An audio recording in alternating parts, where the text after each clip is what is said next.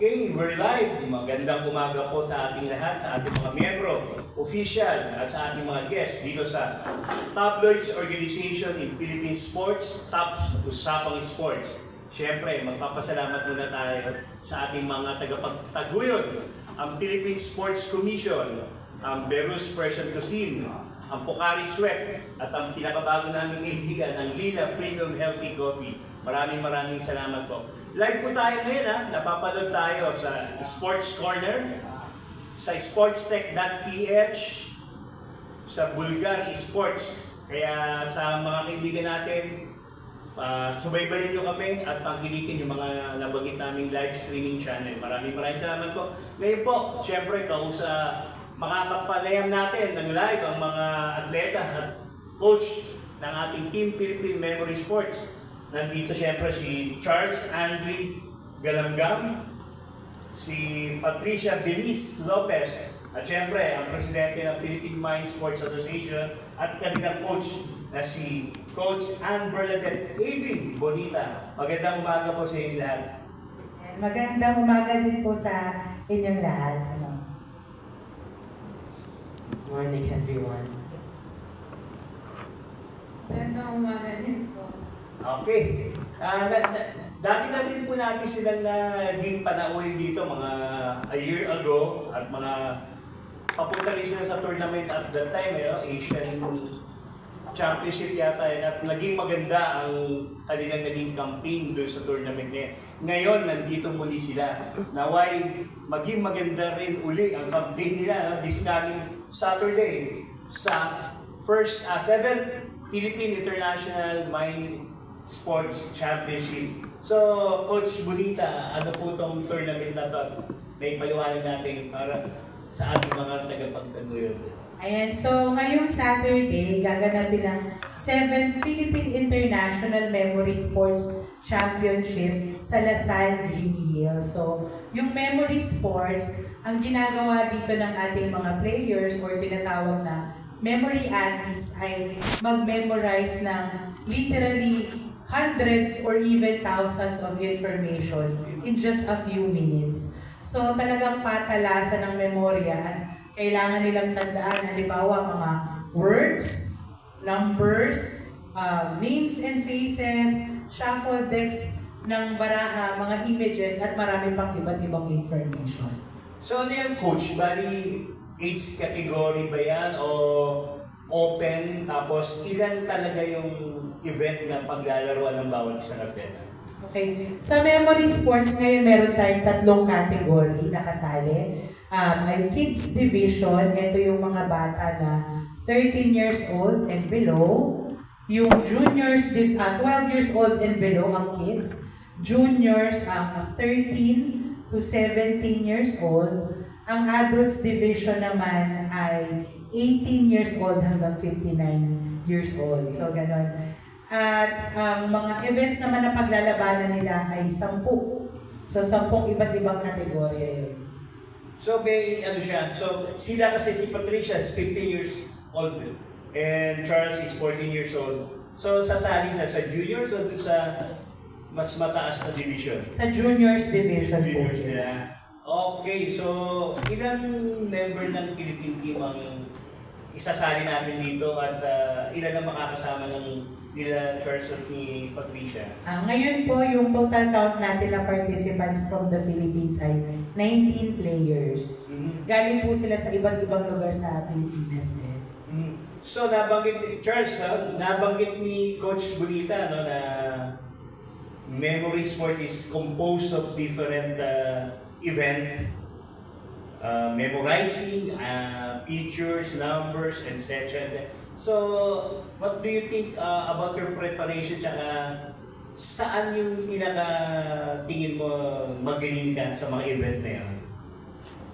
So far for our preparation for this competition, we have had our weekly trainings with our coaches and other teachers. And we also have our own individual training aside from school. And from all of the events, I think I'm best at random images, where they give a random set of images and we have 5 minutes to memorize. So medyo mahirap yun na 5 minutes memorizing the images. Na? What about si Patricia? Ano yung parang pet events mo at anong favorite mo? At saka bukod dun sa nabanggit ni Charles na training ninyo, meron ka ba bang special preparation na ginagawa for this coming tournament? Natapos ko na po yung training ko with coach nung May pa po. So, after that, individual na po talaga. Parang, yung mga scores ko po, pinapakas ko na lang po and mas bumibilis na po. And yung favorite na discipline ko po siguro, immediate din po, or dates. So nabanggit ni Coach na you're aiming a Grand Master title in this coming Asian Championship sa India, no? So far, ano sa tingin mo ang condition mo or ano ang target mo ba na talaga makuha na this year yung GM title, makukuha mo? Plano ko po makakuha ng Grand Master title, pero malabo po kasi ako makasali ng Asia Memory Championship. This ka sa India? Bakit di ka makakasama? Yung school ko po kasi may mag-international student po ako, so parang hindi po ako pwede umalis na ng bansa. So hindi po ako makakasali. So di ba at least Coach, no? Patricia is only 15 years old, marami pang chances. What about Charles? This coming Asian Championship, makakalaro ka ba? Nabanggit ni Coach, you're going for a GM title. What do you think? Yes, I will be going to this year's Asian Championship in India. And so far, I have been preparing to achieve that Grandmaster role this year. Right now, ano yung mga tournament na panalunan mo or somehow, ano na yung ranking mo? Meron ba ranking tayo dito, Coach? Yes po, basically si Andre po ngayon yung isa sa top performers natin, top players natin sa junior division. Primarily, si Ate Chloe niya, no? Pero ngayong taon kasi si Ate Chloe niya tatalo na sa adults division. So ngayon, si Andre yung isa sa flag bearer natin sa juniors division category natin. Aside from these two kids, Coach, sino pa ba yung member ng team natin na sa tingin mo malaki ang chance dito sa coming tournament? Okay po, of course, yung younger sister nila, si Chelsea Ann Galabgab, siya naman yung pambato natin sa kids division. So sila talaga ay nakakapag-uwi ng gold medals sa mga international tournaments. At the same time, meron po tayong mga players from Bulacan, Dr. Yama Colleges, sila Vinier Manzalay and Jessica Reliora. So sila din po ay potential na makapag-uwi ng medalya natin. Ayan. Actually, itong mga bata na to, pwede natin tawagin henyo no? Henyo talaga, dahil itong classic sports na sinalihan na talagang kailangan dito talaga ng talino, no? Bilang mga henyo, hindi ba kayo nahihirapang pagdating din sa mga social life ninyo? Siyempre, mga kalaro nyo mukhang bakit, hindi mo marurunong, wala bang ganun, parang barrier, normal pa rin ba yung ano niya sa social, social life niyo? Opo, normal pa rin kasi parang kahit naman po na mas nakataon po sa amin yung gano'n na parang mas mind po yung pinapractice namin. I think yung galing po ng iba is parang iba naman po. And like, parang yung same po na nasabi niyo po na parang same din po yung ma-apply sa amin. So nagano rin kayo na tawag dito?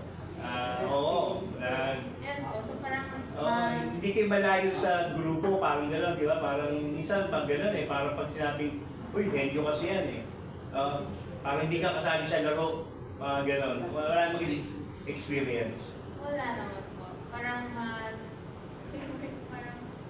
mag-ano po kami ng same na interest. Ganun. What about Charles?